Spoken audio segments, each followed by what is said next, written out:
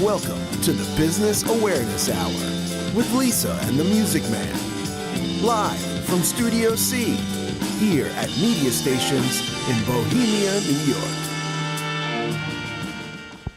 Good evening, everybody, and welcome to the Business Awareness Hour with the lovely Lisa. It is, right? Not Linda. Yeah, It's Lisa. not Lisa Linda, not Rodino. Lynn, not Yeah. Nancy. And Lisa. I would be Norman. You Or might the be Music Norman. No, Man. you're the music man. I don't know right? who I am as of right now. Oh, no. It's been a long day. Yeah, So we got anyway, Dylan in the background helping us with everything Yeah, in the studio. I had to get my volume up a little bit. So he's the man. He's the tech of the techs. So Yes, he that's is. what we do. Okay, so what Yes. did you do today? Preparing for Thanksgiving? Getting started to prepare for Thanksgiving, but also making plans to be in New York City tomorrow. Oh, it's nice. Too bad you Well, didn't come today. You could be sitting here in the studio. yes, that's true, but tomorrow it's I'm going to the Memorial Sloan Kettering Hospital, so Yes. visiting a friend. Yeah. And So you're a that's a good tough friend, one. and she's lucky to have a friend like you.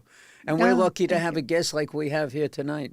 Mr. Yes, we Adam do have a Fleming great guest from tonight. Indiana, from Victory Vision Publishing. Good evening to you, sir, and Ah, welcome to the Business Awareness Hour.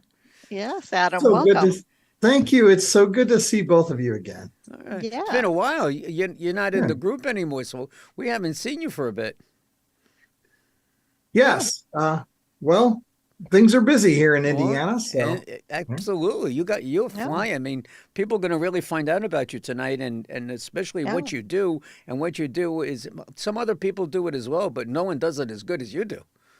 That's for sure. And look at all the stuff he has on his website. So his plate is full with Well, all we're going to his go over his customers and website himself. in the second half of the show, I, so we don't want to I spoil know. that, for I now. know. But tell me, Adam, you grew up in Indiana? Indiana, is that where you're originally from? no, I actually was born in Illinois and grew up there the first 12, 13 years of my life. I'm So sorry. just next door though, next door Yeah. to Indiana.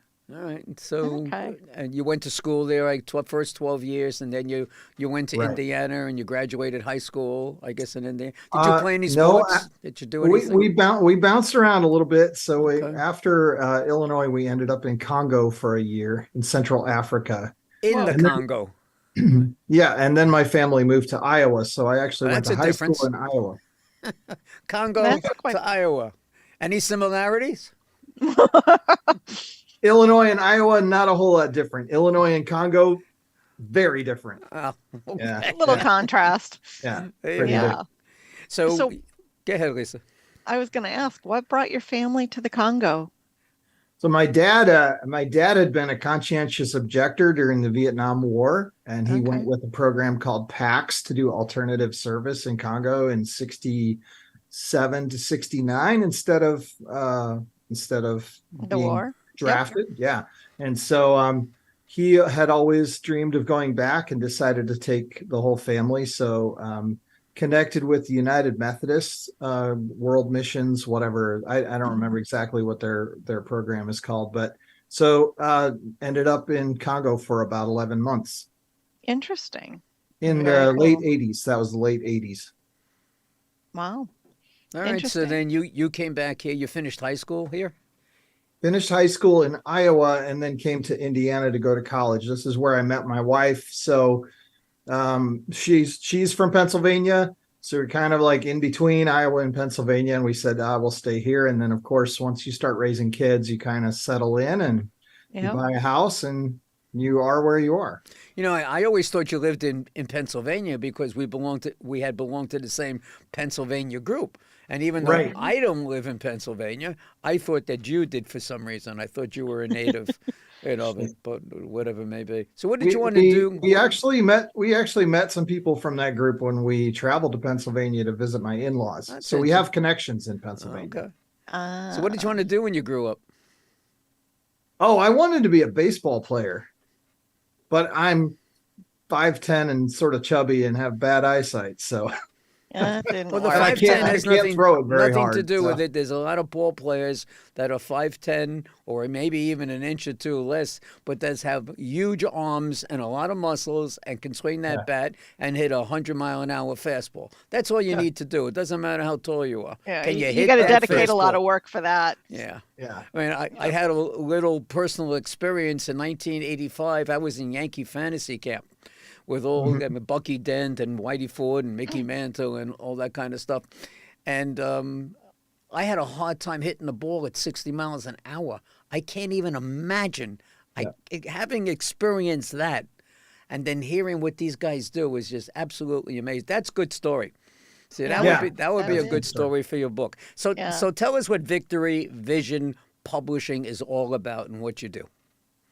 Well, Victory Vision Publishing is all about helping people bring their story to the world in book form. So, books nowadays includes not just a paperback or hardcover, but also an ebook and also an audiobook.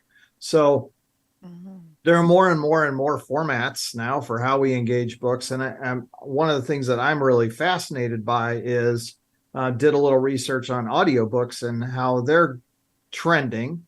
And here in the last year or two, they were at about a $5 billion industry and projected to be a $35 billion industry by the end of the decade. Wow. So when it comes to nonfiction books that business executives are reading, oftentimes we're engaging books while we're either exercising or commuting, and we're doing that through audiobooks. So so Victory Vision is about helping people write, edit, publish, and market their books. And we're engaged with people in various, all four of those various phases, depending on what they need. So, what drove you to get started with your business? Well, this business is something that I sort of tripped into because a couple of years ago, I took a couple-week retreat in Spain and was just walking for 2 weeks in Portugal and Spain. And when I came home, I had been working on co-authoring something with a marketing coach from Oregon named Timothy Morgan. And someone else had seen a manuscript in an early draft form and said, hey, could you do some ghostwriting for some other people?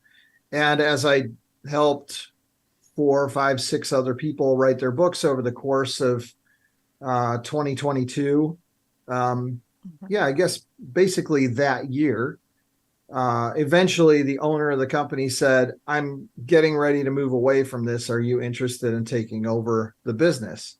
And my wife is our primary editor now, and she was interested. So it's something we're doing together as a couple.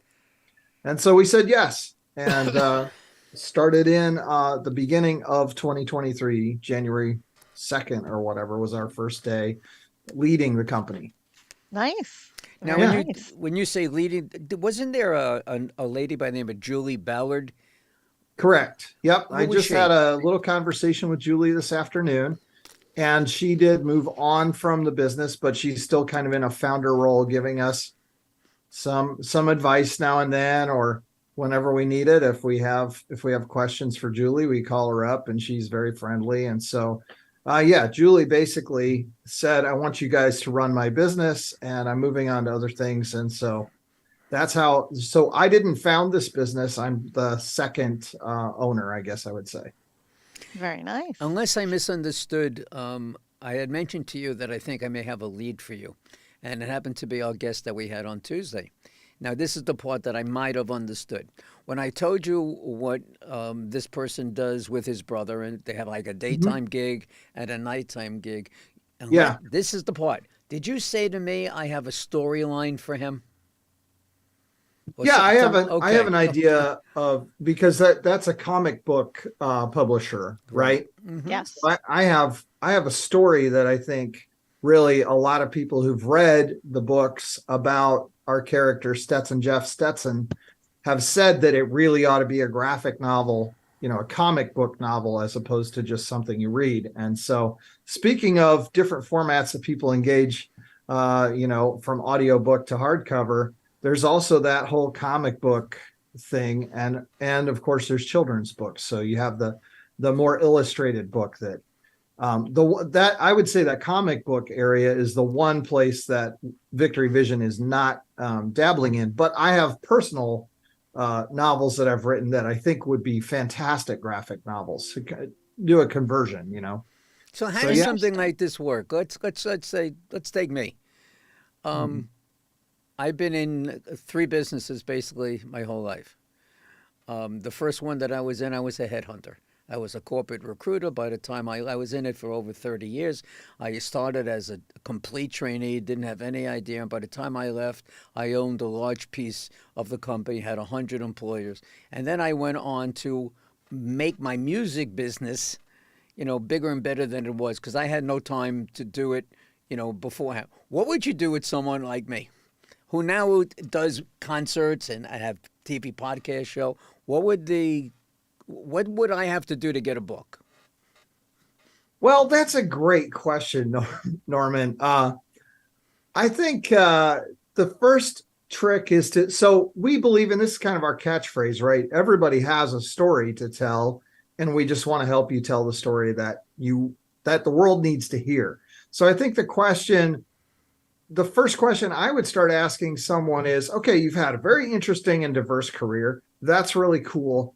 What is sort of your life message? What is it that if you could share it with people, it would benefit the world somehow, leave the world a better place? Some of our writers have been memoir writers who've experienced extreme trauma and abuse and have come through spiritual healing, and they have a story that they want to share with the world about that. Other people are coming from the business world and they have an expertise that they want to share, and it may actually help them sign additional clients. And I'm always telling people, if your ideal client has a lifetime value of $10,000 or more, and you have an expertise that you're serving them with, you probably should have a book, because you can send somebody, rather than sending them a business card, right? You can send them a paperback copy of your book. They read through it and go, yes, this is the person I need to help me, for a few bucks to send them a book, as opposed to a business card that they're going to ignore, or some other, hey, here's my website, even that sometimes. I would imagine so what, I would imagine that doing a book, first of all, I guess there are books that are that wide and there are books Right. that are this wide. Right. What is there? I'm sure there's a course between a thin book, a paperback, hardcover, and all that kind. I walk in, so we tell you the story, and then you tell me what you can do. What would you do for the average person? Myself, Lisa. Lisa's got a huge story too. Yeah, the average business book, and I believe that the trend is that people are going shorter and shorter. So oftentimes, if you read a business book from the 1980s or something, or even the 90s, I think you could read the first 3 chapters and say, I think I got this guy's main idea. You're done with it. A lot of times the summary is in those first 3 or 4 chapters. And then it's just sort of a rehashing of the concepts. So business books, I'm thinking, are moving more from, say, 70,000 words to 50,000 words. Books are getting shorter, in other words. So is that how it works? It's done by the word, the cost factor? Generally, when it comes to ghostwriting or definitely when editing, it's always done by the word. The reason is because if you type up if you like a nice big font, like you do, Norman, when you emailed me, I was like, that's because I can't see. That's why I have a big font. You tell me my book is 10,000 pages long. I'd be like, yeah, that's because your font is like That part is definitely 25 true. point, So page length really, when you're in a manuscript form, doesn't mean anything to us. We have to know how many, it depends on your spacing and your font size and all those kinds of things. So books in the industry are measured by word count. Yeah. And the attention span of the general population these days has diminished considerably, which, that limits some writers too, I would expect. Well, it's always important to understand your genre. So I was even discussing with one of our former clients this morning about her book for children, and if you're targeting first to second grade, the number of words in that is very different than a fifth grade book. And I was encouraging her to go check with an elementary school teacher, or certainly like a lot of those things are available on all kinds of blogs online. You can look it up and see, if I'm writing a science fiction novel, how long should that be? Well, Right. 65,000 words, maybe. If I'm writing epic fantasy like Lord of the Rings, maybe you have to go as high as 110,000. So just understanding the genre that you're in is really important to knowing approximately how long your book should be. And then don't ever let anybody shoehorn you into put you in a box, right? Like if you really need more words, you need more words. And if you can cut more, you can cut more. So Interesting. So now, So go ahead. I was going to ask, what is an interesting story about you that you'd like to share with the audience? oh man, I have so many interesting stories about me. Well, pick about 40 of them and let Sure. us know. So I come from, I'll just let everybody know that the reason that I do some coaching around how to write your book is because I actually come from a 16-year background of leadership and executive coaching, and it's still like one of my primary businesses that I run. And so an interesting story about that is I had been coaching primarily in the nonprofit sector for about 9 years. And it's a long story, so just abbreviate it. I went and checked out, I got an invitation to go to Egypt in 2016. I went there and put on a couple of seminars, and very well attended, very, very intrigued people. And the leadership coaching industry in Egypt at the time was 20 years behind the United States in terms of just how many coaches there were per capita. Frankly, it was just kind of still an unknown industry. And so over the course of the next 3 years, we had an opportunity from a couple of NGOs to teach people coaching skills and moved our entire family to Egypt. So just as I did when I was 13 years old, moving to Congo, took our 4 kids, moved to Cairo, Egypt in 2019 to train people for a year, and trained people in Cairo, but also in Alexandria and up the Nile to the south in a city called Asyut for about 8 months. And then COVID, my mom called and said, you need to come home. And my mom almost never tells us what to do. Like, we've been married 25 years and she's told us what to do. I could say, like, count on one hand. And 2 of those on one hand were March 20 or so of 2020. She called and said, Yep. we think you need to come home. If you guys get sick, will, the hospitals in Egypt be able to handle it, especially if they get overrun with patients? And we're like, Mom, it's going to blow over. We're due to come home in June anyway. Don't worry. And she called 6 days later. So she told us what to do twice in 1 week. And the Yep. second time I said, okay, Mom, we're getting tickets. We're flying home. So, Let me ask and you- we couldn't do anything. So we had our house here on Airbnb for the year that we were gone. We didn't want to sell and have to buy something. We didn't plan to be gone more than a year. So the Airbnb, just cleared out, like the schedule was off. And that was how we were paying the mortgage, was by having people stay in our home while we were gone. We had somebody managing, Mhm. changing the beds and everything. And so we're like, wow, we don't have any income to pay the mortgage at home. I guess we better fly home. And that was an ordeal, I'll tell you, because it was kind of like an embassy evacuation flight, only American citizens allowed on the airplane. It always gives me visions of like the guys crawling into the helicopters on the Vietnam embassy. It wasn't that bad. We went to the airport, but the airports were not busy, and then there was like, you're flying to Dulles in DC, and that's it. That's the only place. So we're like, okay, so how do we get to Chicago? And, they dropped us in Dulles, and there we are. We're like, okay, so we need a shuttle to a hotel, because we had to wait a day to fly to Chicago. We're like, there's no shuttles Mm-mm. at the hotel.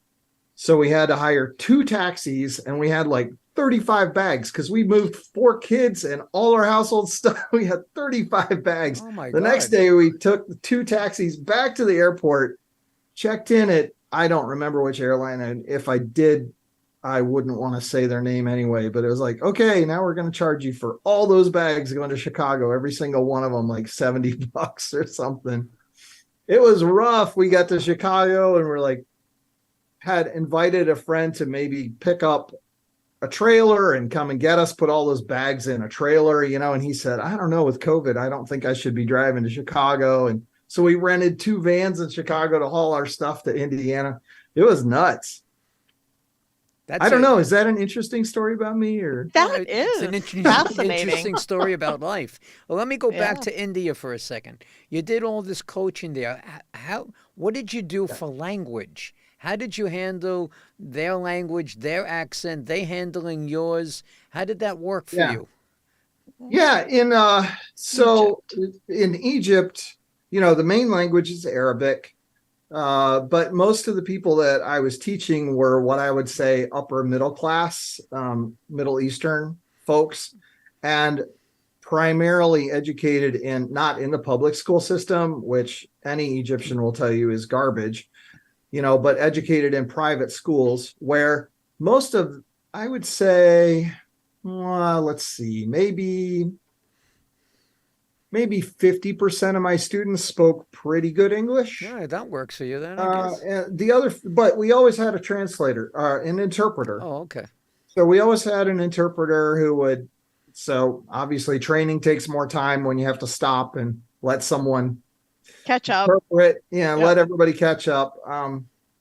But it actually went really well. So my interpreters, if I could, they were fantastic. They were all just really great to work with. So Nice. I got a question of the day, of the time period that we're going through right now. You're a writer. You do special writings and what have you. How involved are you or will you be in AI? Oh man, that's such a great question. So I recently wrote a blog for somebody else about this topic and what is the future of writing? Because a lot of people are actually using AI now to write their rough draft. I'll tell you, I think that's a mistake. And the reason is because, so in the writing world, there's this idea of a plotter, which is someone who makes an outline and everything. So they've got a plot before they start writing. And then what they call a pantser, which is from sort of flying by the seat of your pants. And I'm a pantser. So I just start writing whatever's going, just stream of consciousness, what's coming out, and creating scenes as I go. And the interesting thing about that is, first of all, you learn something about yourself in the process that you're short circuiting if you use AI, if that makes sense. This is in the process of writing. So here's another crazy story. This one's more about my wife. When she was 10 years old, she interviewed the famous writer Madeleine L'Engle. Madeleine L'Engle wrote A Wrinkle in Time and several other extremely famous. A Wrinkle in Time has been made into movies a couple of times. It's been remade. Yeah. As a 10-year-old girl, she sent a cassette tape.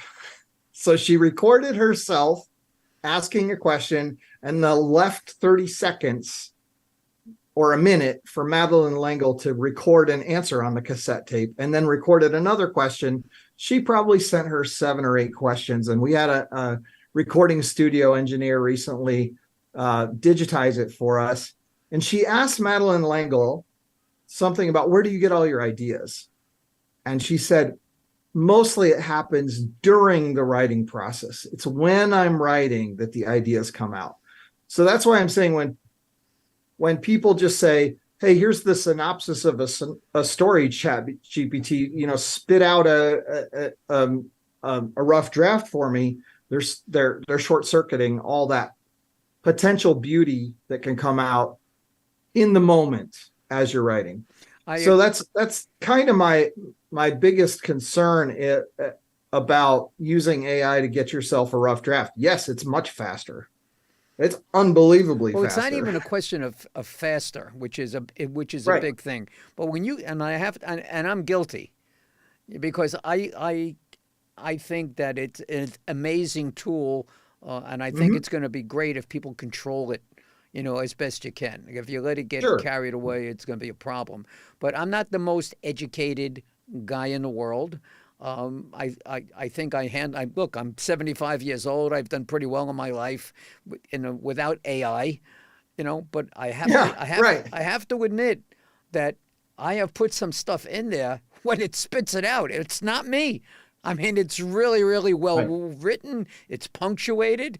I didn't leave Right. out a comma or Yeah. anything. Or you Right. didn't right. put too many in. I didn't put too many Right. in. I had my period. I had a search. I took, and it was terrific and easy. Yeah. I have to say, in seconds.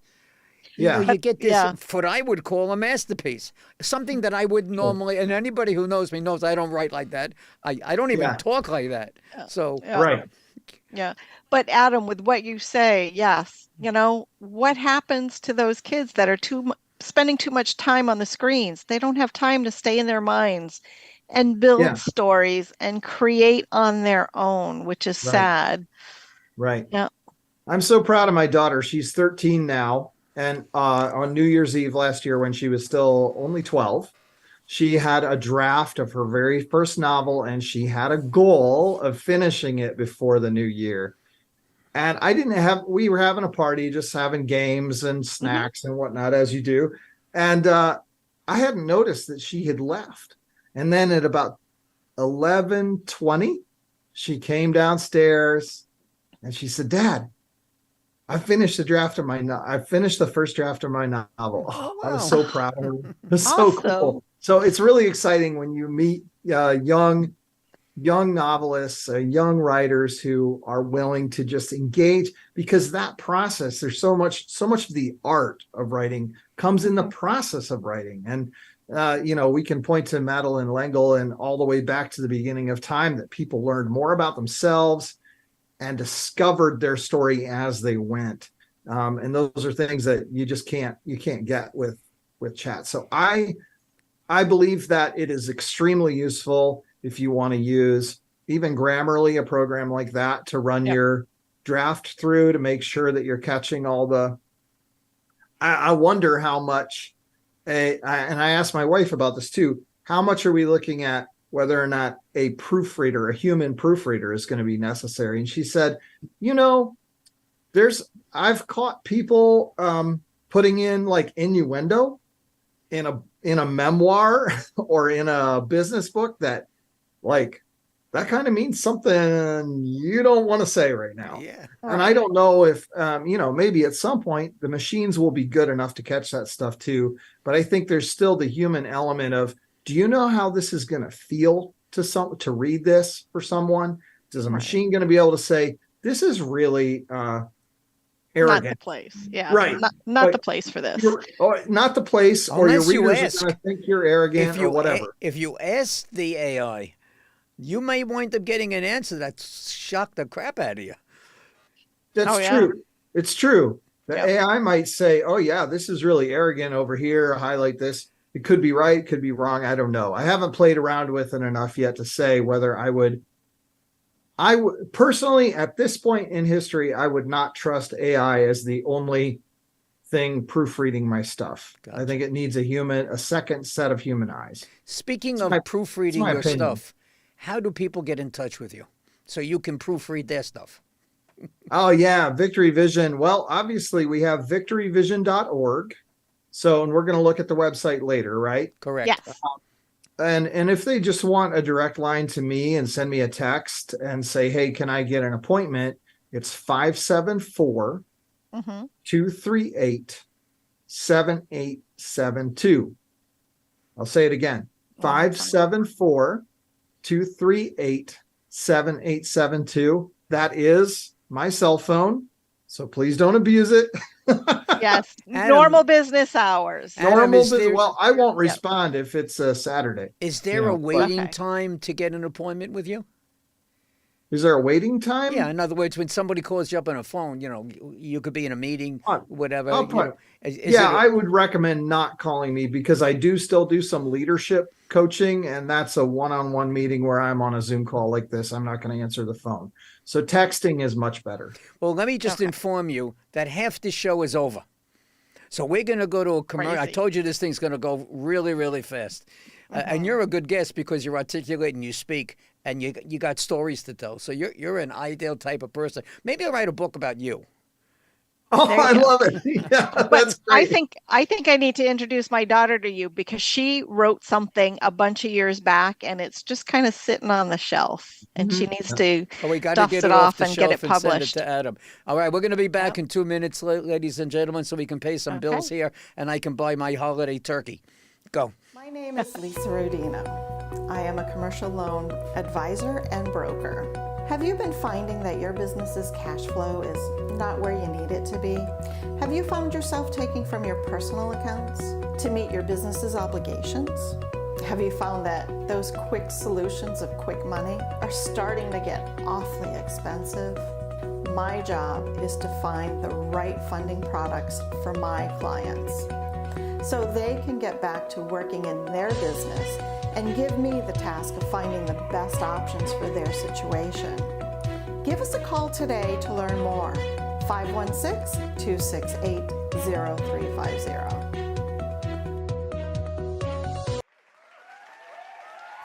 Good evening, everybody, and welcome to Friend Entertainment USA. My name is Norman Wasserman. I am also known as the Music Man. Let me just tell you a little bit about Friend Entertainment. We put on concerts for charities, and we do that everywhere from New York to Las Vegas. We do R&B, Motown, rock and roll, jazz, whatever it is that you wish. Friend Entertainment will deliver the best of the best for you and your charity. Here are some of the names of the talent that have performed with us on our stage. Stevie Wonder, Tina Turner, The Temptations, Earth, Wind and Fire, the one and only ELO, Elton John himself, Kool and the Gang, and the fabulous Donna Summer. Go to our website, friendentusa.com. That's www.friendentusa.com, or feel free to call us at 631-698-9696. 631-698-9696, and we'll see you at the next show. Okay, welcome back to the Business Power Hour with our special guest, Adam Fleming. Adam is I guess a publisher, a writer, a ghostwriter. He doesn't care for AI all so much. He likes writing and gets inspirational about what he does. How's this? I'm doing an outline. You got it. Yeah, that's good. Yeah, make the outline right now. You're already outlining your book about me, aren't you? I got an outline here already. I asked AI, and they gave me an outline. No way. So there is a question that we asked you, and we're going to address it about 5 minutes before the show's over. Because I have this expression that it's not how you sit down, it's how you leave the table. And I want people to know what's going on in your life. So that's going to be the last 5 minutes or so. What are some of the biggest challenges that surprise people when they choose to do it yourself when setting their books on Amazon or on platforms? What happens there? The challenges of putting things on Amazon or other platforms do it yourself type stuff. Yeah, do it yourself. Yeah. Well, it's here's the thing. If you're only going to do it once, it's probably more of a headache than it's worth. If you're going to do it 15, 20 times, like I've already got 13 books out, then it makes sense to teach yourself, learn how to do it, because it is possible to learn. But I'll tell you about a headache that one of my co-writers, Justin Fike, had last year. He went to put one of his paperbacks on Amazon, and he formatted it, and he formatted the cover file, and somehow he had to redo it 4 times. And every time Amazon kicked it back with a different problem. So it didn't just say, here's all of the problems with your file. It just gave him one at a time. So you have to go back to the drawing board to his he's not a graphic designer. He had to go back to the drawing board on that graphic design and do it 4 times. And that's a DIYer who's done it a bunch before. And he was still struggling with just the cover design. So the cover, for example, on a paperback book, you've got not only the front, but the back and the spine has to be exactly the right width on that file. I'm talking like to the thousandth of an inch, right? For Amazon to say that's a good cover file, and that'll wrap around the number of pages that you have just right. So that's one aspect. And then the other one is just with uploading the interior of the book, which is a second file, and that's laying all this stuff out. And I will tell you, like Word is notoriously difficult to use. I hope they are not a sponsor of your show, Microsoft. I hope not. It's just Because something that I notoriously don't know. difficult. I don't know. I don't know if they sponsor your show, I have but no I'm clue. telling you, like, it's just notoriously difficult to lay out your pages so that they look right in Word. And you almost need a designer who uses InDesign to lay out the interior of the book. It's Who would much even think about the cover of the spine? I'm thinking about what's inside it. So that's a hell of a good reason why. But Yeah. what we're going to do now, because I want you to get this stuff in, we're going to go to your website. Sure. And I'm going to invite everyone who's watching the show on the computer, if you would like to join us and go over it with us, we're going to explain everything. But just go to www.victoryvision.org, not .com, victoryvision.org. Right. All right. So now what I'm going to do is turn it over to the lovely Lisa. Okay. And she's And- going to, this is what she does best. Oh, thank you. Thank you. So, and I expect Dylan is showing everyone the Yeah, website. Dylan has it up. It's already there, Excellent. the first page. Okay. You're one book away. All right. So we're on that page, and yes, one book away. And when I go and start browsing through the featured titles, it goes on and on when we go through, and you have selections of filters as far as your bestsellers versus business, children, Christian, featured titles, fiction, just arrived, nonfiction, poetry, sci-fi, and fantasy. I'm curious about, in the featured titles, I see non-food franchising. What is that all about? So that's a book by a gentleman who is a consultant who helps people choose a franchise. So they want to buy an additional business. It'd be great for Norman. You want to have like 4 or 5 businesses going on at once, right? Right. Yeah. So he talks about the various considerations that people need to think about. And the one thing that he doesn't consult on are like franchises like food or hospitality oriented franchises like your McDonald's Right. and You marry hotel those. chains.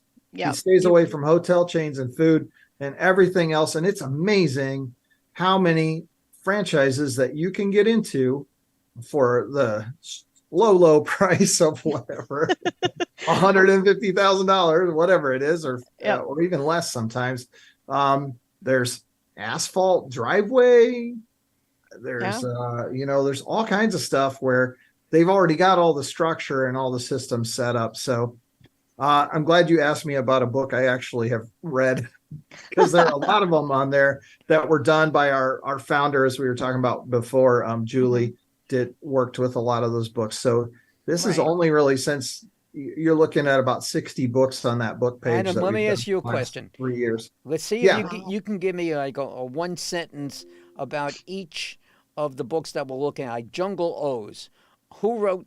If you want to mention who wrote it, what's the book about? One line. Yeah, I don't actually, because I'm the executive and just in charge of this thing. I don't actually know what's in all those books. All right. But if you I click, got it. Okay, but if you click on the books page, if you click on one of the books itself, like Jungle O's, it'll take you to a second page that gives you. Now I know that's William Thompson. I know the author's name. But if you click on that, it'll take you to another page where you'll see. I see that. This is good. Did you do this special thing. website? And then you can click through that massive, to go yeah. to Amazon. Yeah. And you have This a book website on is here. gorgeous. Yeah, it is. It is. Featured Thank- titles. One of them is From the Cult to the Kingdom, about the Waco incident that happened, that rings true to my mind because I remember that story in the news Right. and being Dub, compared to Dub them. Alexander. Yeah, Dub Alexander. Lisa, look who's on here. One of Who's our that? just past guests has a book Oh, on here. yes. Kathy. Kathy Rex is Yeah. on here too. Yep. Yep. And Kathy she's Rex. talking about her real estate investing journey and what Yeah. she's doing. Yep. Yep. Awesome, awesome. Now that's just going through practically your front page of browsing the books. Just looking at we Yeah. actually, this is my theory about marketing our business and how we help authors. Is the best thing we can do is showcase our authors and the amazing book covers, how beautiful their books Oh, look. yeah. And actually what we're always trying to do on social media is we're going to highlight an author of the week. Even if they published it 2 years ago, it doesn't hurt to refresh it on social media. Oh, of course. We can say whatever we want to about how great we are at editing, but there's millions of editors out there. What we really want to do, and I'm so glad that you guys decided to look at the books page first. Thank you so much, because we really want people to see our authors and click on those links and go to Amazon and check out their books and even buy them, because Nice. what better gift can we give back to them than to say, these people worked really hard on this and they've got interesting things to say. Everybody has a story to tell. Go Yes. read it. Let's Right. talk about helping you cross the finish line. What's that about? Helping you cross the finish line. So as we were talking about before, like the first question that you asked me after the break about, getting that cover design with the right dimensions so that it uploads to Amazon, and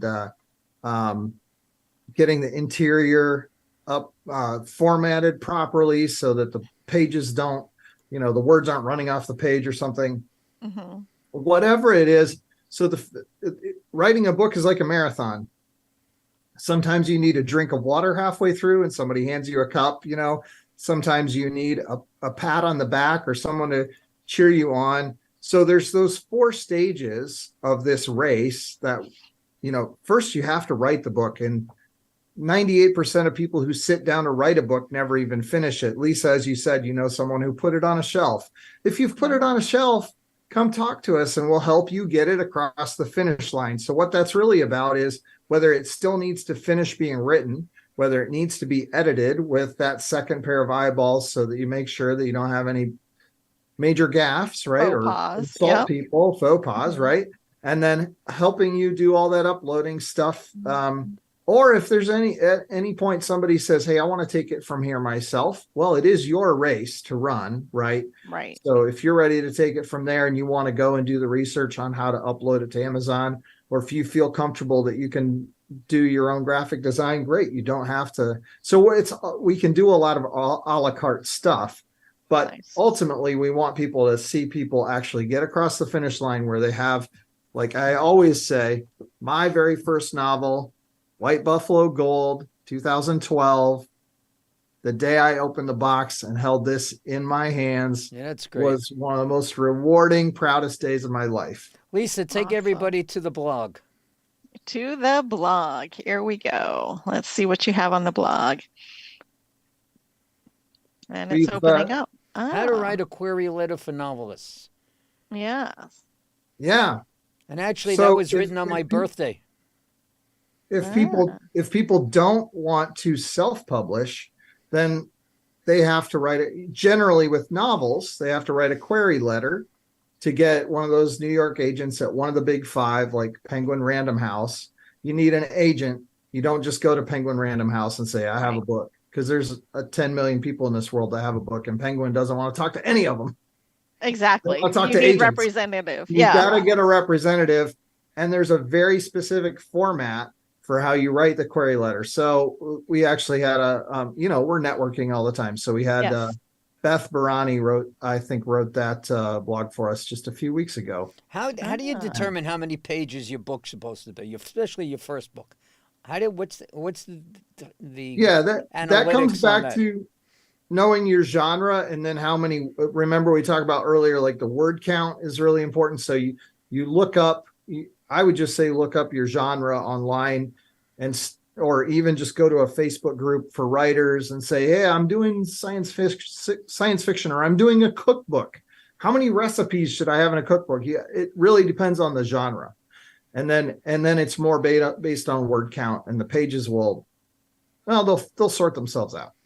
So, Kickstart campaign tips, publishing advice.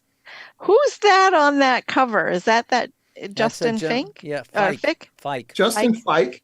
Yeah. So Justin Fike is my co-author on this one, The Adventures of Stetson Jeff. Justin Fike and Adam Fleming, and this is volume 1, so this is books 1, 2, and 3. But we're just refreshing the cover, so I'm actually not really crazy about this one. So we're getting a new cover, and we're releasing books 4, 5, and 6.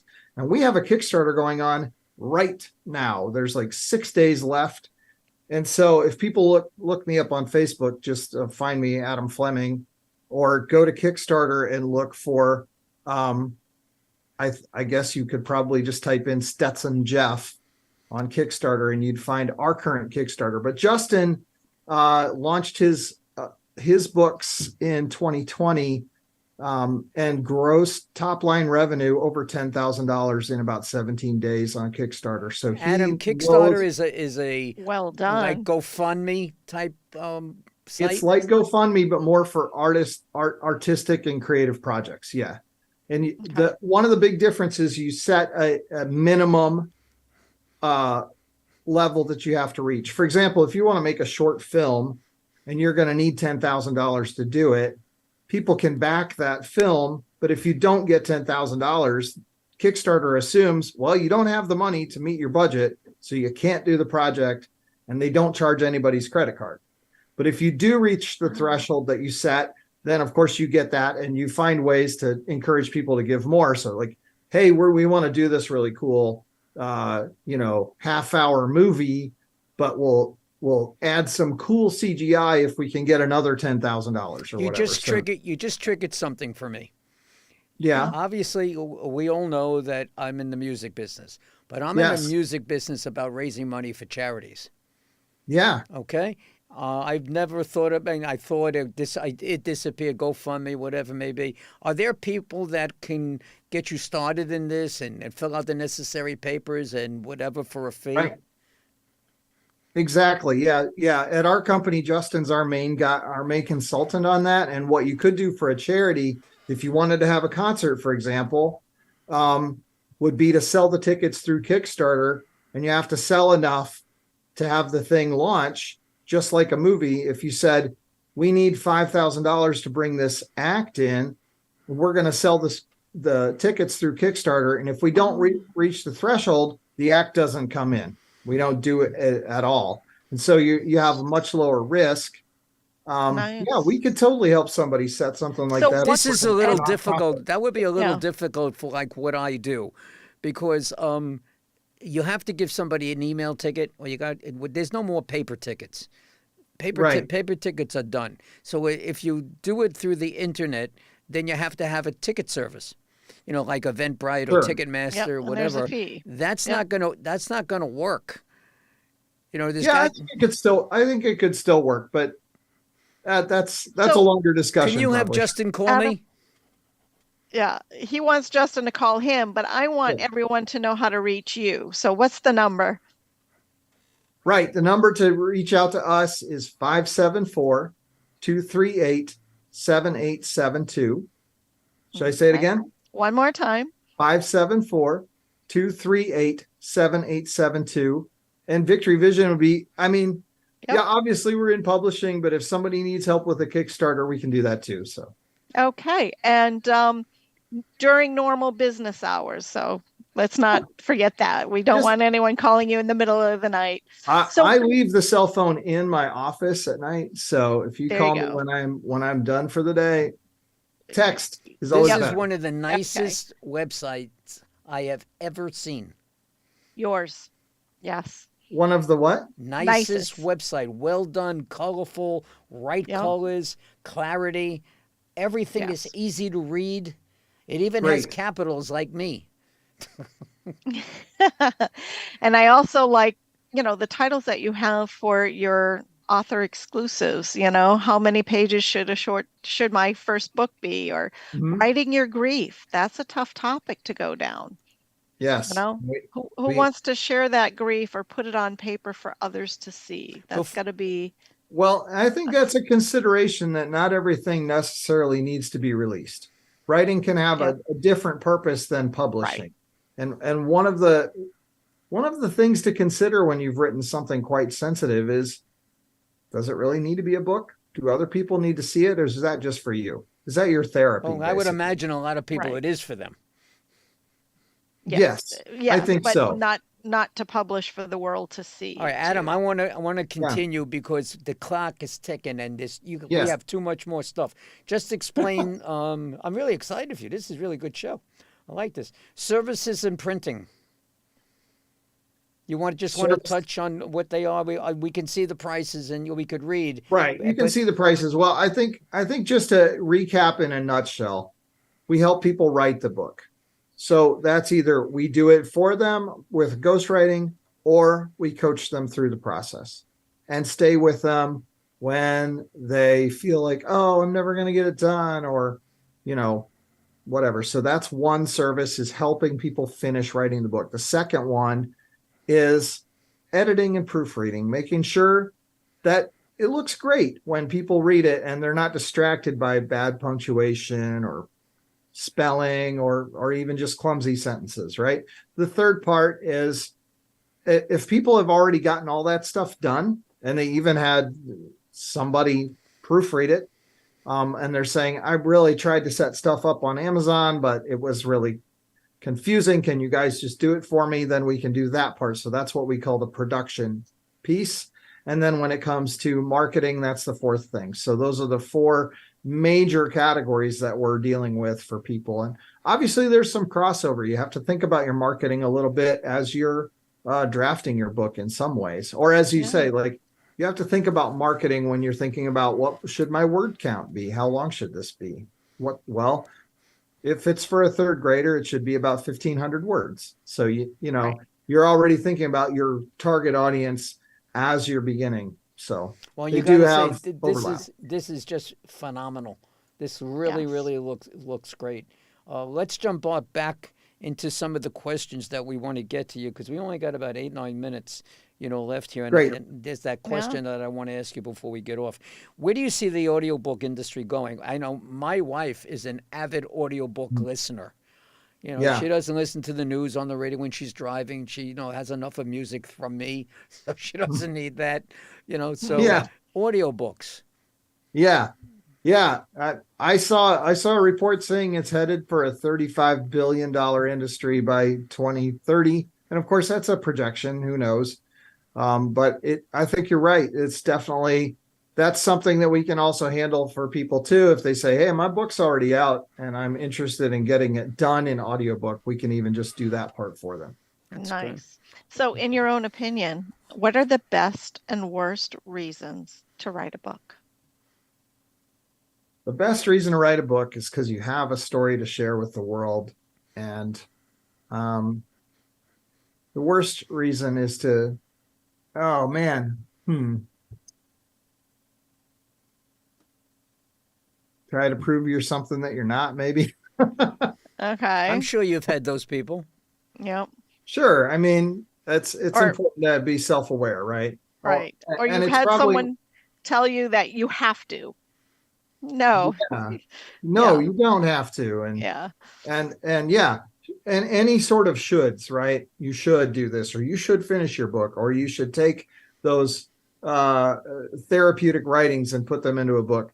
Those might be some bad reasons to do it. Right. So, what is the best time to have when is the best time to have the first conversation with Victory Vision? Either before you start writing or after the manuscript, or what? I think before you start writing is the best time, but certainly, even if someone's halfway through a manuscript and they're stuck, that's a really good time to call me too. Okay. So Yeah. But as I said, we can do audiobooks. Somebody might already have their book done and published, and they're saying, we just want to get the audiobook. That's a They good time to need call us too. Okay, Yeah. that sounds good. Okay, now the question that I wanted to get to you, which is an important question because we want people to be in touch with you. Your upcoming events, where you're going to be, what are you going to do? How do they get in touch with you? What kind of events are they? Tell us. Yeah, the event that we're running right now is the Kickstarter. So we've talked about that a little bit. In the very moment that we are in, there are 6 days left to get some exclusive types of things. And that's not a Victory Vision event. That's an Adam Fleming event, admittedly. So if you look up Justin Fike, Stetson Jeff, Adam Fleming on Kickstarter, that's our current event going on right now. Let me think. So I've got some other events going on in my other business. We'll be doing something on adaptability in York, Pennsylvania in April, but that doesn't relate to Victory Vision. So certainly there's place on our website. People can sign up to get our newsletter, and our events at Victory Vision, our most common event is releasing a new book. And so if you want to see great books by interesting writers, you want to get that monthly newsletter because it's always going to announce an event of so-and-so, like William Thompson's got his new book, Jungle O's, check it out. Well, how do they get to that? How do they get to get the monthly or weekly note from you? It should be at the bottom. It's on of the website. Bottom of the homepage, just sign up for the newsletter. All right. So those of you that have clicked off the website already, we're going to Go back to the website. We're going to go back and make sure that you have www.victoryvision.org. That's www.victoryvision.org. And if you'd like to speak to Adam, you can reach him at 574-238-7872, 574-238-7872. How was that? Pretty good? Good? Great. I think you got it. All right. Yeah. Yeah. And I think you nailed this show tonight, my friend, and we got in under the wire. Yeah. Thank you. Great. We filled up every minute. All right, that's excellent. Awesome. You really All did a right. great job. Great, getting a great website, great information. Oh, yeah. Yeah. This is much different, not much different. This is different than I thought. When we, I said it Tuesday night, and I say it every week. You don't find out about a person until you really sit down and have a conversation with them like we do on this show. Yes. I mean, you can't do it on any network group. It doesn't happen. Even when you do a one-on-one phone call, it's different. Yeah. It is so different. That interview the capacity for an interview to reveal all kinds of things about someone. Yeah. It's great. And Sure. we Yes. revealed some good stuff about you, my friend. So that's good. I Thanks. hope you come back again next year. I know you said that you wanted, and I didn't put anything down for you because we had so much time in between.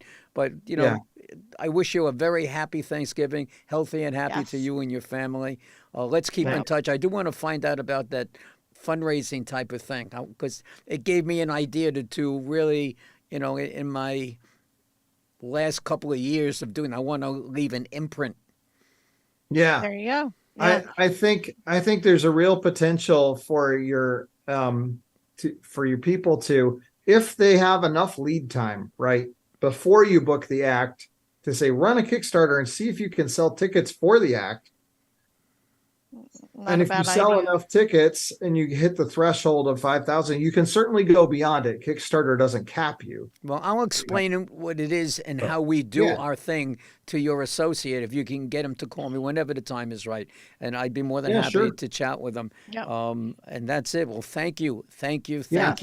for being on. I knew you'd be a good guest. I told Lisa. I Yeah. said, Adam's going to be talkative. He's going to be out there. Yeah. And I've got some ideas for you for some introductions. So Thank very you. cool. Really, yeah. really good stuff. So Awesome. just stay where you are. Lisa and I, we're going to sign off now. And we're going to wish everybody a happy, actually, we're going to see you on Tuesday. We'll be Well, back we'll on- be here Tuesday, but there's some that may not make it next Tuesday. So we'll send greetings to happy Thanksgiving to them too. And we thank everyone for tuning in tonight and joining Yeah. us on the Business Awareness Hour. And hopefully we just created a whole bunch of awareness for our friend Adam Fleming. And we thank everyone for tuning in. So on that note, good night, everybody. Good night, everyone. The Business Awareness Hour with Lisa and the Music Man is brought to you by Media Stations in Bohemia, New York. Create your own media and have your own station. That's Media Stations in Bohemia, New York. 516-448-2066 or visit mediastationsinc.com.